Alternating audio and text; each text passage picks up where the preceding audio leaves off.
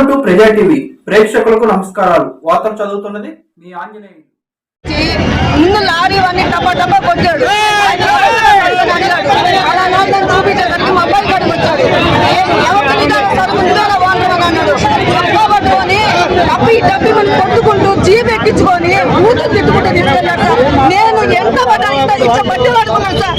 నా కొడుకు ఎందుకు కొడుతున్నారు, నా కొడుకు ఏం తప్పు చేశాడని బట్టలు ఆడుకున్నాను సార్. అయినా కానీ ఏమన్నా సమాధానం చెప్పకుండా ఈడ్చుకుంటూ వెళ్ళిపోయారు సార్. జీప్ ఎక్కలేదు నా కొడుకు కూతురు అవి తిట్టాలని మాట చెప్పలేని మాటలు తిట్టుకుంటూ తీసుకుపోయారు సార్.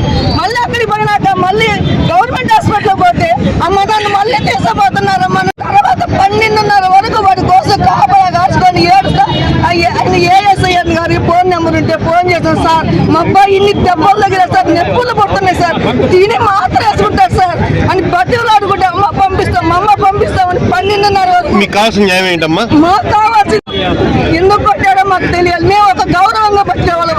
40 ఏళ్ల నుంచి వ్యాపారం చేసుకున్నాం, అదే ప్లేస్ లో వ్యాపారం చేస్తున్నాం. ఇన్ని ఏళ్ల నుంచి లారీలు దిగుతూనే ఉన్నాయి. ఏ రోజు మాకు ఎవరు ఏం చెప్పలేదు. ఏదంటే మీరు తీసేయమని చెప్పండి. నేను అక్కడ మా అబ్బాయి పక్కనే కూర్చోతున్నాను. నేను ప్రత్యక్షంగా చూశాను. బట్టలు ఆడుకొని వేడుకున్నాను. ఆయన అయితే ఎందుకు తీసుకొస్తున్నారు సార్ నా కొడుకుని, ఎందుకు కొడుతున్నారు సార్ అని అడిగా. నేను అయితే ఏమన్నా సమాధానం చెప్పలేదు సార్.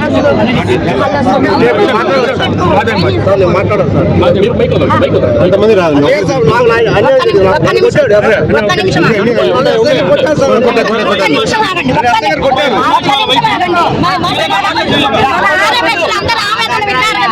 మీరందరూ విన్నారు కదా, ఈ అబ్బాయికి జరిగిన ఆవేదన నేను అందరూ విన్నారు కదా. మీ అందరికి ఒక విన్నపాన్ని చేస్తున్నాను. ఈ వెన్నపుచ్చుకోవడానికి రోడ్డు మీద ఎక్కగలిగాము, అది మీ అందరూ తెలిసిన విషయమే కదా.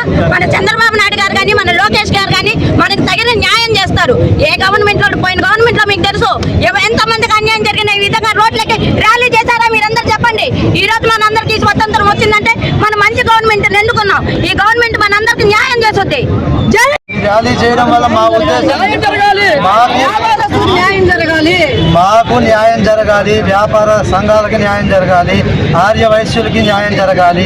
ఇప్పుడు ఇవాళ మమ్మల్ని దెబ్బ కొట్టారు, రేపు ఇంకొకరికి జరగదని న్యాయం ఏంటి? సస్పెండ్ చేయాలి, సస్పెన్షన్ చేయాలి, ఎస్ఐ గారిని సస్పెన్షన్ చేయాలి. నాకు నన్ను కొట్టినందుకు ఏమాత్రం బాధ లేదు. కానీ పెద్ద ఆయన గౌరవం లేకుండా, వయసుకు మర్యాద కూడా ఇవ్వకుండా 70 ఏళ్ళ వయసు ఉన్నాయన్ని కొట్టడం అది ఏమాత్రం సభ్యత కాదు.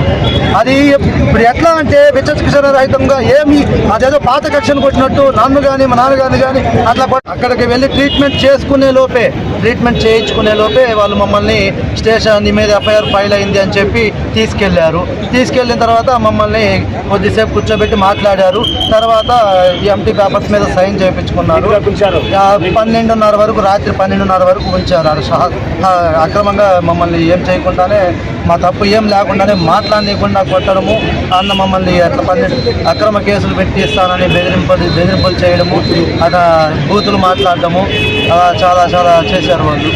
ఇప్పుడు మీరు ఇంత ర్యాలీ చేశారు కదా, మీరు అదే పడద్దు, ఆవేదన పడద్దు, ఖచ్చితంగా న్యాయం జరుగుతుందని తెలియజేసుకుంటూ ఈ రోజున మీరందరి వెంట నేను ఎవరిలో మీకు తెలిసిన విషయమే అయినప్పటికీ కూడా మీ అంటే ఉన్న ఆర్య వయసులో నా యొక్క బిడ్డలు ఆర్య వయసులో నాకు కావాలి.